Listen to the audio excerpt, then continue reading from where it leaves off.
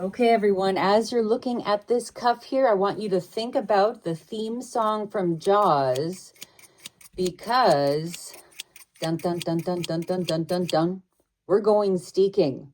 Steeking is when you take a knitted piece and you reinforce it in a way that enables you to cut right up where you're wanting to place a steek. It's used in lots of different pieces, including sweaters. When you've got a full pullover sweater, you can cut up the front and then turn it into a cardigan. And that's what we're going to do today. So as you can see, we've got just a little checkered cuff right here. Oftentimes when you're doing color work in the round, they will ask for a steek column if you are going to be steeking. So this would be separate from the actual color work. It can be done over as little as 3 stitches. I prefer 5 because the thought of only using 3 and then cutting up the center terrifies me, if I'm going to be perfectly honest. So 5 gives me that smidge of comfort that is so desperately needed, knowing that you are going to be taking scissors and cutting your knitting in half.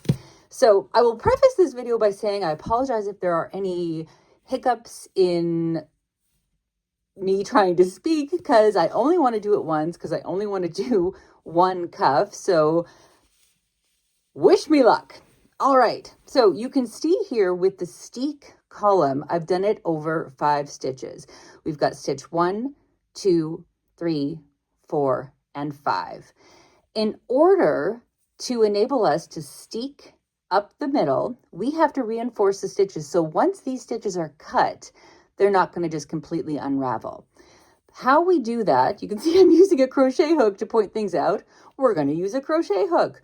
We are going to do a single crochet up one side of the steek column and down the other to reinforce those stitches so we can cut up the middle.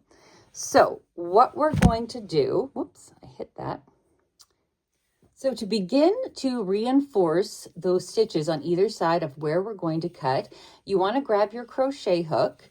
In this particular case, I'm using a slightly smaller crochet hook just so it's easy for me to pick up these stitches, because the last thing you want to do is see me fumbling, and we don't want this video to be 15 minutes long. So to start off, you want to have a slip knot on your crochet hook, and then we're just going to chain a couple stitches.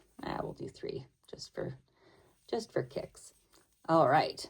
Okay. So now what we want to do is we want to identify again stitch 1, 2, 3, 4, and 5. We are going to do this single crochet using 1 stitch from stitch 5, a half stitch rather, and then a half stitch from stitch 4. So this column of white stitches here and this column of red stitches here. So to begin, we just want to, isn't it fun just watching me trying to get this stitch? There we go.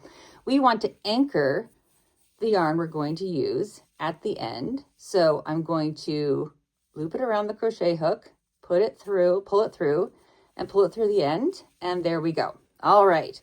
So now to do the first stitch, I'm going to pick up 1/2 of stitch 5. Come on, friend. And then 1/2 of stitch 4.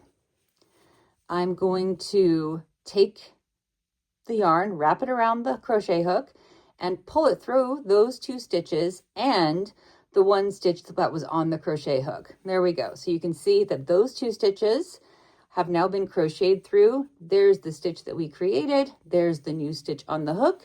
And we're going to do that going all the way up. Oops. There's 1/2. There's the other half. Pick up the yarn and crochet through. There's 1/2. There's the other half. Loop the yarn around the crochet hook and pull through. So we're going to continue to do that all the way up. All right, as you can see now, I've made it all the way up the side of the cuff. Like I did right at the beginning, I'm going to go right along the steek edge just to secure that row of single crochets. Got a little twist there.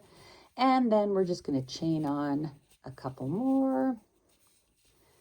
And then I will show how crazy strong I am by literally breaking the yarn.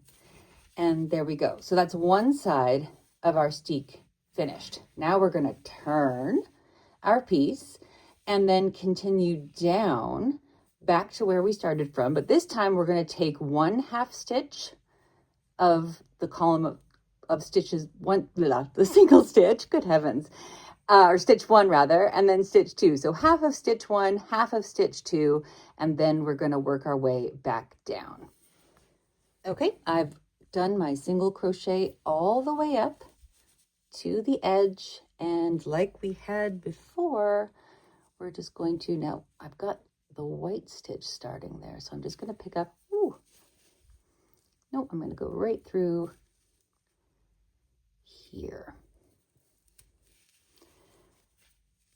I'm wanting to make really real videos, so they're just going to be riddled with mistakes. There we go.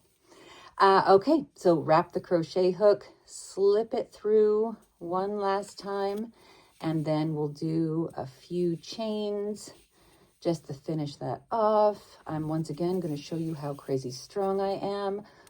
Boom! All right, pull that through, and we have got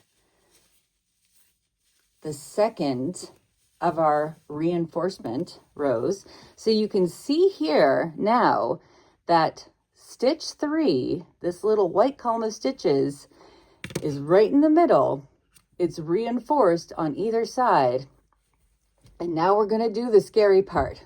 We're going to cut right up the middle. So before we do, I want you to be very comfortable as to where you're going to cut. So we're going to put this up a little bit closer. You can see stitch 3, this column of white stitches right here. If we separate the stitch, you can see those bars in between. That is what we're going to cut. Go slow. It's not a race. You might want to quickly do it and get it over with because it's terrifying. Don't. You want to make sure that you are doing a precision cut.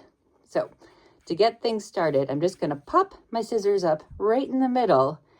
And you may feel the need to scream right now. By all means do. Fill your boots. For the sake of your ears, I'm going to remain quiet, and we're going to give it a cut. There we go.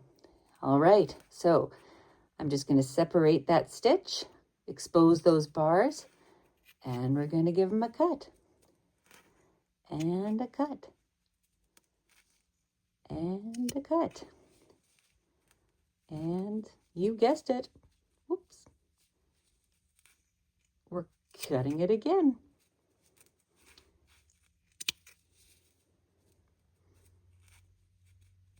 So when you see these things starting to unravel, don't panic.